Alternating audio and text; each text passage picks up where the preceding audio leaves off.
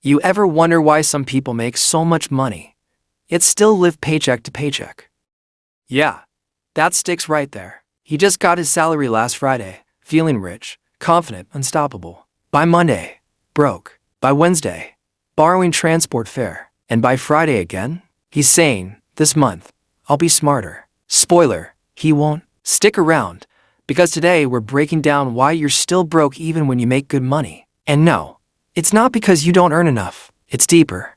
Way deeper. See, Stix doesn't have a money problem. He has a mindset problem. Every time his paycheck hits, his brain screams, finally, freedom. So he spends like he's escaping poverty, not building wealth. He buys the new shoes, takes his friends out, upgrades his phone, and promises himself he'll save next month. But next month never comes because broke isn't in your wallet, it's in your habits. Most people are not financially struggling. They're comfortably broke. That's when you make enough to survive, but not enough discipline to grow. It's a dangerous loop. You're not starving, but you're not building. You're not rich, but you're not desperate. That comfort kills progress quietly. At least I'm not broke. Ah yes, the national anthem of the financially stuck. Here's the scary part. Even when you make more money, your brain keeps the same broke patterns. Stix got a raise. Guess what he did? He didn't level up.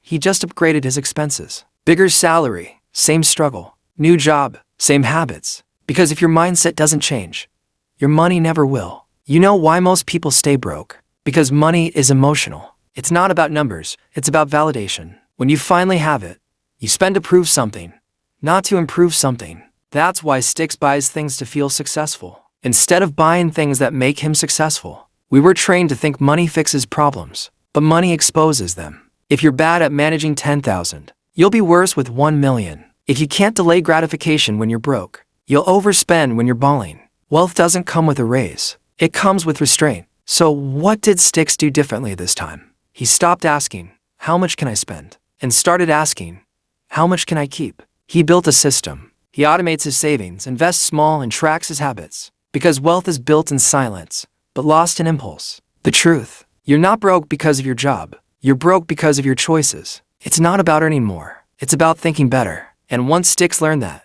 his money started growing faster than his excuses. But here's the thing. Even when Stix started managing money right, something else tried to pull him back into the broke cycle. It's not financial, it's psychological. We'll talk about that in the next one. This is Finance and Stix, where we talk about money, mindset, and the truth school never teaches.